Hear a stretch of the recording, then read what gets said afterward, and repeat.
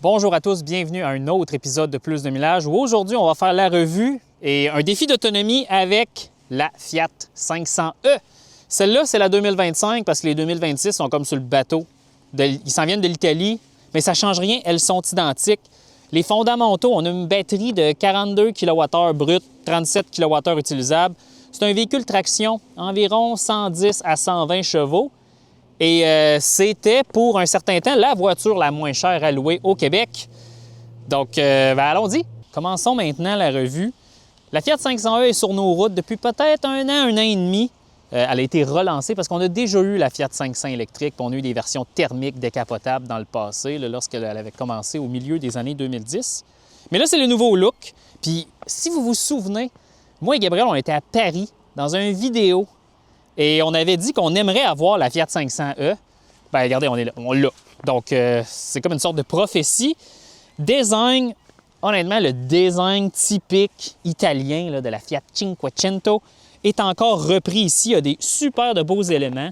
Même la grille ici, là, qui part des alvéoles un petit peu plus petites à beaucoup plus grosses. Ça, on voit maintenant ça sur les véhicules électriques, mais une calandre comme ça s'apprête très bien au véhicule, surtout que dans le passé, c'était un véhicule qui n'avait pas une très grosse calandre. Là, on recule. Lorsque c'était une voiture là, dans les années 50, tout petite, avec un toit en toile. Et aussi, j'adore les LED, la signature lumineuse à l'avant. C'est comme des sourcils, c'est merveilleux. Il y a un aspect super intéressant aussi, et je suppose que c'est aérodynamique. Là, il y a des ailettes ici. Probablement que ça doit rediriger l'air vers le miroir parce que le véhicule est relativement silencieux. Tu sais, pour un véhicule qui n'est pas super gros, puis il n'y a pas des vitres doubles. Donc, en tout cas, on ne le sait pas, là, mais ça ferait du sens que ça l'aide là, à éliminer le bruit du miroir. Sinon, de côté, c'est vraiment une Fiat 500. Ça a 3,6 mètres de long, donc c'est assez petit. Dites-vous que c'est probablement la plus petite voiture qu'on a sur le marché nord-américain. On n'a plus de Smart. Et pour entrer à l'intérieur, c'est une poignée de porte style Porsche, Audi, Volkswagen. Là, il y a un bouton pressoir à l'intérieur de la porte. Ça se fait très bien. Là. Puis il y a une relâche mécanique à l'intérieur. On a des petites roues 17 pouces, là, 205 de large, avec le logo de Giorgio Armani, parce que cette Fiat, là, c'est la plus équipée. C'est la version Giorgio Armani, avec cette belle couleur champagne, ma foi, super belle. Les personnes qui ne sont pas super intéressés aux voitures pourraient penser que ça, c'est une Fiat 500 de 10 ans. Mais en réalité, c'est la nouvelle en 2025-2026. Des détails super intéressants, là, faits à Turin, parce qu'effectivement, le véhicule est fait en Italie et est importé au Canada. Et là, on va ouvrir le haillon. 185 litres de capacité, c'est minuscule, mais quand même, on a un genre de petit cache-bagage comme ça. Et oui, la banquette se replie, pas à plat, et il faut que les sièges à l'avant soient quand même assez avancés. C'est pas parfait, là, mais regardez, écoutez, vous pouvez rentrer une épicerie du Costco peut-être si vous êtes seul. Il n'y a pas de pneus de secours. C'est comme typique des véhicules électriques. Super important, il faut ravitailler ce véhicule. Donc, on a le port J1772 et la prise combo. Est-ce qu'on va vraiment avoir ce véhicule-là NACS? Je pense pas.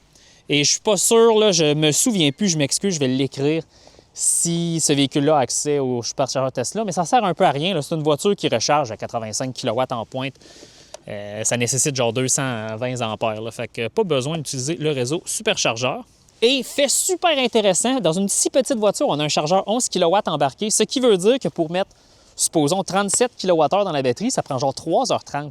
C'est réellement vite. Sous le capot de la Fiat 500e, premièrement, le capot ouvre avec des vérins pour un capot qu'on va seulement ouvrir pour aller remettre du lave-glace. Puis là, on a la motorisation. Là, donc, c'est un moteur électrique de 117 chevaux, 160 livres-pieds de couple. Plus tard dans la revue, je dis 200 livres-pieds de couple, mais je l'avais lu en Newton-mètre, 220, 160. Oubliez 200, c'est 160. Ça se déménage quand même.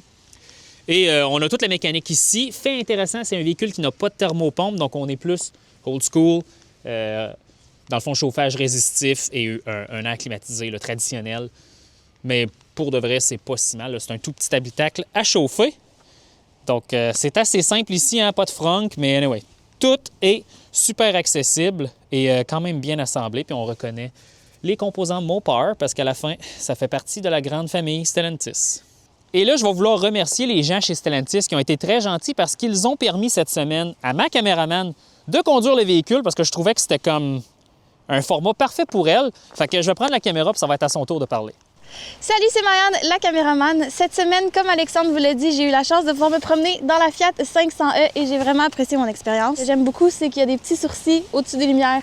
J'aime beaucoup, c'est joli. Sinon, en termes de pouvoir conduire l'automobile comme tel, j'ai vraiment aimé sa petite taille. Elle fait en sorte qu'elle se manœuvre très bien. J'ai même pu l'expérimenter dans un service au volant où est-ce que souvent on tourne le coin assez sec. Mais dans le fond, ça a fait en sorte que elle se déplace extrêmement bien. J'ai eu aucun problème pendant toute la semaine. Pour ce qui est de l'intérieur, je trouve que c'est vraiment chaleureux avec les couleurs qui ont été choisies. On a un beau banc ici dans les teintes de beige avec le logo de Giorgio Armani sur l'appui-tête du siège. Il y a également une belle couleur de garniture ici dans le brun qui ressemble un peu à du bois en plastique, je crois, que j'aime bien. Et encore une fois, le logo de Giorgio Armani qui revient. Ensuite, vous avez l'écran d'infodivertissement ici qui est un tout petit peu petit à mon avis personnel, mais qui va super bien. J'ai pu connecter mon Android Auto instantanément. Toutes les fonctions sont ici. Ça c'est extrêmement bien fait. Ensuite, juste en bas ici, on a tous nos boutons pour la climatisation. Et ici, au lieu d'un levier de vitesse, on a les boutons. Sinon, si on se déplace un peu plus au centre, on a notre volume qu'on peut aller contrôler au centre ici. Et les modes de conduite, donc on va pouvoir le montrer par la suite, mais on a le mode normal. Ensuite, on peut tomber en mode range qui ajoute le freinage régénératif. Et le dernier est en mode Sherpa qui, lui, vient automatiquement couper notre climatisation qui, étonnamment, la température m'a permis cette semaine de pouvoir l'utiliser beaucoup. J'ai conduit majoritairement avec les vitres baissées, ce qui était vraiment agréable. En fait, j'aurais apprécié un toit ouvrant, mais je comprends qu'il y a seulement un modèle présentement vendu au Canada. On a ici un accoudoir ici qui vient se reculer et s'avancer, qui est très pratique pour moi étant une petite personne. Je dois m'avancer un peu plus, fait que je peux venir m'accoter. L'autre petite chose que j'ai trouvé vraiment le fun, qui ont un petit peu caché en termes de Easter egg comme on parle, c'est à l'intérieur de la poignée, juste ici, de la petite Fiat 500 originale. On va aller s'asseoir en arrière, vous allez voir, c'est une voiture 2+2. Donc, comme les bonnes vieilles Honda Civic des années 90, on peut avancer le siège comme ça. Et évidemment, vous savez, hein, ah ben là, je pourrais peut-être pas. Ah, on entre! OK, je suis assis à l'arrière, il y a même des tapis. Et là, le truc, c'est de ramener le siège à une position que le passager va être capable de s'asseoir à l'avant, mais que mes genoux vont survivre. Donc là, j'ai les genoux rentrés directement dans le siège. Je vais monter l'appui-tête. Et bon, OK. Vous comprendrez que c'est un peu exigu. C'est pas fait pour les adultes. Dernière étape avant d'aller sur la route, je vais vous montrer la petite fiche signalétique comme à l'habitude. Donc, fabriqué par Stellantis Europe, société par action, mars 2025. Poids total, il est où là? 1690 kg. C'est une voiture de 1300 kg à peu près. J'ai regardé le papier de la SAC. J'ai regardé le numéro de série. Commence par ZF. Véhicule assemblé en Italie. 237e millème 759 à la ligne de Turin chez Fiat. Honnêtement, qualité d'assemblage vraiment bien. Je suis vraiment surpris.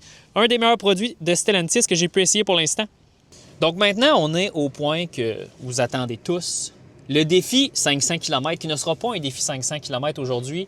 Il a neigé beaucoup durant la nuit, là, un bon 10-15 cm de neige au Québec. Donc, on s'entend, si je fais un défi 500 km avec la petite Fiat 227 km en Aircan, ça va juste être pas une perte de temps, mais ça va être très long et ça ne rendra pas justice. Donc, on va faire un défi 300 km, non officiel, mais ça va être intéressant. 300 km représente partir de n'importe où dans la région de Montréal et se rendre n'importe où dans la région de Québec. Ça va être un bon test. Qu'est-ce qu'on va faire? Comme d'habitude, on part de la salle à 5 h du matin. On va rebrousser chemin à la jonction autoroute 20, autoroute 55 dans le centre du Québec. On va aller recharger, là, soit au Madrid. Ça va être pas mal ça. C'est les mêmes règles, même chose. On va essayer de rouler 110 km/h, mais il va y avoir quand même des conditions difficiles. Mais j'ai hâte de voir ce qu'elle a dans le ventre. Ça va être bon là, de voir un petit véhicule citadin comme ça dans des conditions adverses.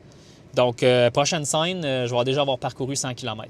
Nous sommes maintenant dans le défi. Il est 6h08 du matin. On a un peu plus de 100 km de parcouru avec la Fiat 500e. On va vous faire une petite mise à jour. Dans notre défi, on est à 35 % de statut de charge. Bon, petite batterie de 37 kWh utilisable, ça fait du sens. Il nous reste 60 km d'autonomie, puis on a 106 de parcouru. Comme je vous ai expliqué plus tôt, le point de retournement va être la jonction de l'autoroute 55 et de l'autoroute 20. Je crois que c'est la sortie 210 de l'autoroute 20, donc c'est dans à peu près 47 km. On va arrêter recharger au Madrid. Il y a des bornes 180 kW, malgré que c'est un véhicule qui va chercher seulement 85 kW de puissance en pointe, étant donné que nos bornes au Québec, 100 kW, ont seulement 200 ampères de courant maximal. Bien, on n'ira pas chercher le maximum, donc on va aller sur une 180 qui a 400 ampères. Écoutez, à l'heure qu'on va passer, il n'y a personne, là. Ne me lynchez pas dans les commentaires parce que j'ai utilisé une borne beaucoup trop puissante. À la fin, c'est pour le test. Sinon, fondamentaux de la petite Fiat 500e, comme je vous ai dit, une batterie de 42 kWh brut, 37 kWh utilisable. Ensuite, une architecture 400 volts, là, un voltage nominal autour de 350-350 volts. Une autonomie NRCan de 227 km qui, ma foi, est extrêmement conservatrice puisque, comme vous avez pu voir sur les images, il neige. La chaussée est mouillée / glacée. On a un vent de face. On fait 22 kWh par 100 km. La cote sur autoroute, c'est 21,4. On s'entend que la cote sur l'autoroute, c'est l'été dans les conditions idéales. Donc, un peu comme la Leaf, Stellantis ici a fait son travail, Fiat, Chrysler, peu importe le nom de la compagnie qui change aux 6 ans. Ils ont fait leur travail. Donc, c'est très rassurant et c'est quelque chose que j'aime dans un véhicule électrique lorsque, bien, vous savez à quoi vous vous attendez. Il me reste 56 km d'autonomie, puis savez-vous quoi? C'est 56 vrais kilomètres d'autonomie. Donc, je ne suis pas stressé du tout. On va arriver à bas statut de charge, on va faire une recharge. Ça va être merveilleux. Le reste des métriques, batterie est à 20 degrés. Je l'ai préchauffé dans le stationnement souterrain à la maison. On a juste à mettre un petit horaire. C'est la climatisation, mais d'emblée, clairement, j'ai vu avec Car Scanner que lorsque je me suis assis dans le véhicule et le conditionnement était terminé, le glycol circulait à 32 degrés dans la batterie. Donc, clairement que ça fonctionne. C'est un véhicule qui n'a pas de thermopompe. Donc, on est revenu dans le passé. On a seulement du chauffage résistif et un air climatisé. Là. Une thermopompe qui va dans un seul sens, essentiellement. Mais pour la petitesse du véhicule, on s'entend l'habitacle est microscopique. C'est correct. Là. Je ne vois pas une trop grosse pénalité d'avoir ça, à part dans les grands froids. Et un chauffage résistif, c'est assez puissant aussi. Puis j'ai vraiment pas de problème de climatisation ici. Regardez, là, je suis à 19 sur la climatisation automatique parce que 21, c'est trop chaud. D'habitude, hein, je le fais toujours à 20, 21. 19, c'est suffisant. Les fenêtres sont pas embuées. Ils pourraient être embués, les pas. Donc, ça fonctionne très bien ici, le chauffage. Puis c'est ça qui est important. On est dans une citadine, une petite voiture qui devrait juste rouler en ville, certains diront. Je suis sur l'autoroute 20, je suis le trafic, même que je dépasse le trafic dans une journée où il va tomber 10 cm, puis il n'y a rien là. Oui, ma vitesse moyenne est beaucoup plus basse. Hein? J'essaie de rouler 110 km/h, mais clairement, je peux pas. Je roule plutôt 100. Donc, ma vitesse moyenne depuis le départ, c'est 89 km/h, mais on s'en fout de ça. Aujourd'hui, ce que je vous montre, c'est que cette petite voiture, dans des conditions adverses, où est-ce qu'une voiture citadine électrique se planterait, bien la Fiat, elle ne se plantera pas. Parce que ça fait 6 jours que je la conduis et je suis très impressionné par le véhicule. C'est pas performant. Ça a 117 chevaux, 200 livres pieds de coupe. C'est simple. La suspension, ça sautille tout le temps. Parce que c'est une petite voiture, des petites roues. Mais c'est confortable, c'est joli, c'est bien assemblé, c'est relativement silencieux. Vous l'entendez dans le micro, là, c'est pas trop bruyant. C'est une bonne voiture avec 227 km réels sur l'autoroute. On serait l'été, on ferait plus de 227 km. Nous serions dans une journée 0 degrés Celsius, chaussée complètement sec. On ferait probablement 227 km. C'est excellent. Donc, sur ce, je vais rouler encore un peu. On va se voir au Madrid à la recharge.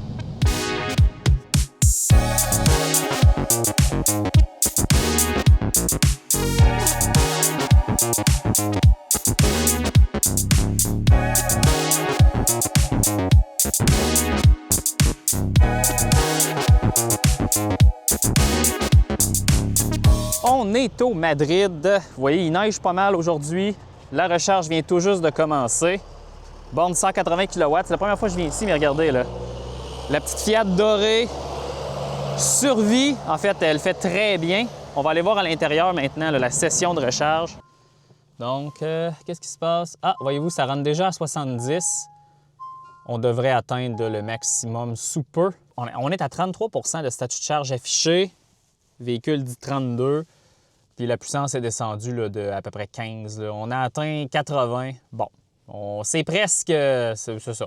Dans le fond, là, on est allé chercher 210 ampères max. Fait que si vous achetez une Fiat 500e, sachez que vous devez, pour aller chercher le maximum, être sur une borne 180 kW au Québec. Je crois qu'on va recharger jusqu'à 80 %. J'hésite un peu, là, qu'est-ce que je vais faire maintenant. J'aurais aimé faire une recharge jusqu'à 80 % puis ensuite on retourne à Montréal, puis ça se fait en une recharge de 30 minutes. Mais là, si je veux vraiment optimiser mon temps, parce que, évidemment, j'ai aucune information, oui, je vais avoir le vent dans le dos lorsque je vais rebrousser chemin dans genre 7 km. Mais est-ce que ça va vraiment être suffisant? Fait que, je sais pas, hein? C'est une bonne question, hein? Parce que le but, c'est de faire ça le plus vite possible. Est-ce que ça vaudrait la peine de juste mettre moins que 80 % puis ensuite arrêter à n'importe quelle place là, qui a un 180 kW sur le bord de l'autoroute? Je vais aller m'acheter un café, je vais réfléchir à ça. Nous sommes de retour sur la route. La recharge vient de se terminer. On a fait 10-80 % en 26 minutes, donc meilleur que ce que Stellantis Fiat annonce. On est allé chercher 80 kW de puissance maximale. On a manqué le petit 5 kW. À la fin, on a mis 26 kWh à 26 minutes, 60 kWh de puissance moyenne. C'est correct. On a quitté à 165 km d'autonomie à 80 %. Là, je me dirige vers le point de retournement, puis ensuite, on se dirige vers Montréal. Et là, wow! L'ordinateur de bord, la consommation moyenne du trajet B, elle s'est réinitialisée ou parce qu'il y a de l'énergie qui est rentrée dans la batterie, il y a eu de la consommation négative. Donc là, j'étais à 10 kWh par 100 km, ce qui fait aucun sens parce que je devrais être en ce moment à 22. C'est vraiment mauvais. On a perdu la consommation, il va falloir que je la calcule manuellement. Mais ceci étant dit, tout va bien. Point de retournement bientôt, puis on va peut-être se reparler là, sur la route. Sinon, on va se revoir au décompte là, si tout va bien. OK. Alexandre Dupassé vient de quitter le Madrid pour aller rebrousser chemin. Donc, on va faire une petite balade ensemble là, avant de revenir au segment défi 300 km. Première chose, j'adore la conduite de ce véhicule, Cybertruck. Il faut toujours les nommer quand on les voit. Mais essentiellement, véhicule minuscule, très agile, facile à manier. Malgré qu'on a juste 117 chevaux et 160 pieds de couple, ça se déplace facilement. Accélérer sur l'autoroute, c'est pas un problème.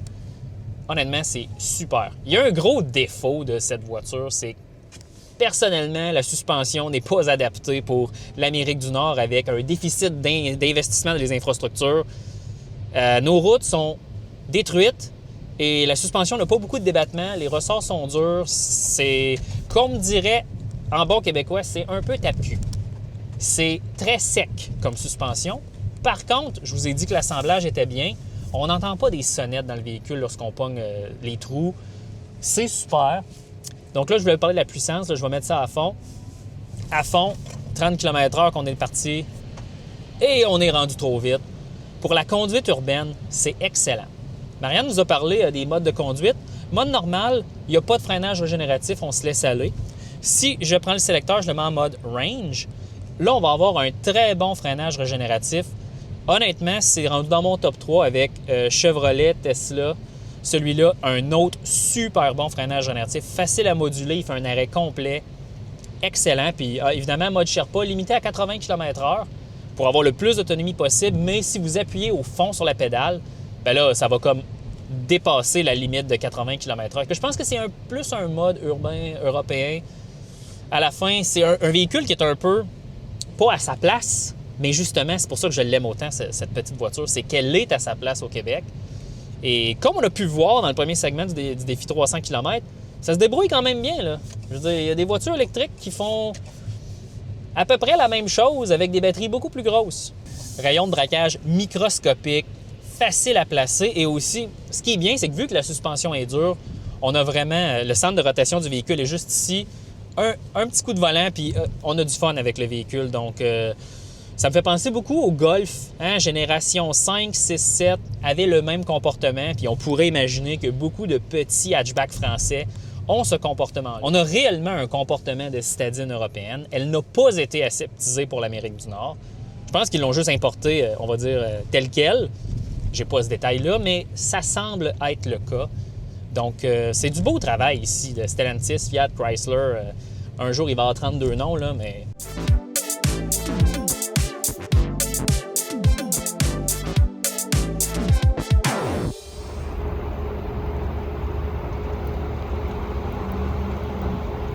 Si près du but, j'ai dû arrêter, recharger à Belleuil. Je suis arrivé à 20 %. Il me manquait 15 km avant de terminer le défi 500 km. Puis à la fin, vous savez, il faut arriver à 10 %. Donc, quand on veut arriver à 10 c'est ça les règles, c'est la vie. On rechargera vraiment pas longtemps, là, probablement quelques minutes. Puis dans le fond, je vais ajouter la recharge à la fin, là. Mais bon, c'est la vie. La consommation, est-ce que je suis capable de changer? Ouais, là, vous savez, comme je vous disais, le trip B, ça ne marche plus, là. Mais si je vais au trip A, ouais, c'est ça. 15,7 depuis que j'ai réinitialisé ce trajet-là. Donc, la consommation est réellement inférieure. Je dirais qu'on a fait à peu près 17 sur le retour, l'aller 21, 22, je crois. Donc, un genre de 18 de moyenne, c'est dans les normes. Nous sommes de retour après ce défi 300 km, ma foi, enneigé. J'ai les résultats pour vous. Évidemment, ça ne va pas dans la charte du défi 500 km. Là, c'est un peu comme quand on avait fait le Mazda MX-30. Là, c'est comme séparé. On est parti à 5 heures de l'arrondissement La Salle à Montréal et nous sommes revenus à la même endroit à 8h51. Donc, un trajet total de 3h51, ce qui donne 78 km/h de vitesse moyenne globale. Si on déduit les recharges, là, puis je regarde ici, là, combien de temps qu'on a rechargé, 26 minutes 25 secondes plus 6 minutes 45 secondes, ça fait 32, à peu près, ouais, 33 minutes, là, 33 minutes 10 secondes de recharge totale. Donc là, on enlèverait ça, on a conduit pendant 3h20. Pas si pire, là, on se rapproche là, de 100 km/h de moyenne. Et les recharges, là, les deux recharges ensemble, là, 15,34 $ total. Puis on a ajouté avec ces deux recharges-là 26, à peu près 35 kWh, ce qui est genre 90 % de la batterie. Donc, qu'est-ce qu'on peut déduire de tout ça aujourd'hui? Écoutez, c'était la seule journée que je pouvais faire le défi 500 km cette semaine. Je vais le dire souvent. Hein? C'est la seule journée que je pouvais faire le défi avec la Fiat. Malheureusement, il neigeait. C'est la vie. Par contre, on apprend des choses de ça. C'est confirmé et je suis convaincu que si on avait eu des conditions route sèche, peu importe le vent, on aurait eu une consommation là, autour de 17-18 kWh par 100 km, ce qui nous aurait donné une autonomie là, 100% à genre 10%, proche de 170-180 km, ce qui est très bien pour une voiture avec 227 km NRCan. Et là, on est l'hiver. Et là, mettons qu'on vire ça de bord, puis on est rendu l'été, il fait 20 degrés, 227 km sur la batterie, c'est sûr et certain que vous allez le faire. Genre, Stellantis a pris une bonne décision de lorsqu'on a reçu les résultats de tests de l'EPA. Ils ont ajouté un facteur qui est conservateur. Donc, probablement que la vraie autonomie NRCan de ce véhicule-là, c'est genre 250-260 km. Mais Stellantis ne veut pas décevoir la clientèle, ne veut pas stresser la clientèle, mettre 227, puis tu ne te stresses pas avec ça. L'affichage de kilomètres restants, extrêmement précis, on peut s'y fier, c'est super. Ça fonctionne très bien, je suis content aussi dans Car Scanner, j'avais beaucoup d'informations. Le conditionnement de la batterie est comme automatique, invisible. La batterie, je suis parti à 20 je suis parti avec 20 degrés Celsius dans la batterie, puis là, le défi est terminé, on était à genre 35. On n'a pas vraiment chauffé la batterie, donc même en conditions adverses, ça se passe quand même bien. La morale de l'histoire, hein, c'est toute une histoire, ça. Est-ce que la Fiat 500e, c'est un bon véhicule? 100%. C'est un excellent deuxième véhicule, ou ça peut être un véhicule primaire, c'est vraiment en fonction de vos besoins. Si vous habitez un grand centre, vous n'utilisez pas beaucoup un véhicule, vous voulez un véhicule quand même, vous ne voyagez pas vraiment, c'est parfait. Surtout qu'en 2025, il y avait des immenses rabais. Malheureusement, ils sont tous vendus, les 2025. Les 2026 arrivent de l'Italie bientôt. Et on pouvait se la procurer comptant à 24 000 avec la subvention d'inclus et beaucoup d'argent là, cash on hood de Stellantis, Chrysler, Fiat, peu importe. Et en location, là, vous avez entendu l'histoire d'Antoine Joubert et autres aux États-Unis, là, des affaires de fou là, à 25 $ par semaine ou à 129 $ par mois, des locations. C'est fou. Effectivement, probablement qu'ils perdent de l'argent, mais bon, ils vous le vendent, le véhicule. Ce que je prédis pour l'année modèle 2026 qui arrive sous peu, Probablement que le prix de départ va retourner autour de 43 000. Là, il va y avoir la subvention 5 000 du fédéral plus le 2 000 là, qui se termine cette année. Mais, et là, ça va refroidir les acheteurs. Et là, au milieu de l'année, il va y avoir des typiques massive discounts de Stellantis. Et elle va revenir autour, là, entre 25 et 30 000 $. Et là, ça va redevenir un deal. Aussi, voiture bien assemblée, relativement bien insonorisée, malgré qu'on a juste 117 chevaux. Ça avance en masse, ça pèse 1300 quelque chose kilos, c'est très léger. C'est vraiment une bonne petite voiture. Et l'été, il y a de l'autonomie en masse pour se rendre à Québec sans problème. On peut aller à Sherbrooke, on peut aller au Mont-Tremblant. C'est beaucoup plus polyvalent qu'on pense. C'est un véhicule qui manque d'espace. Mais pour un ou deux, un conducteur, un passager ou juste le conducteur seul, c'est vachement impressionnant. Donc, j'espère que vous avez aimé cette revue un peu différente. Mais on est quand même allé dans le détail avec la Fiat 500e. Puis, je retire vraiment une belle expérience. C'est probablement un des meilleurs véhicules Stellantis en ce moment vendus au Canada. Reste à voir la fiabilité, mais c'est comme un véhicule Stellantis d'un autre monde, le monde européen. Donc, on verra ce que l'avenir nous réserve. On se laisse là-dessus.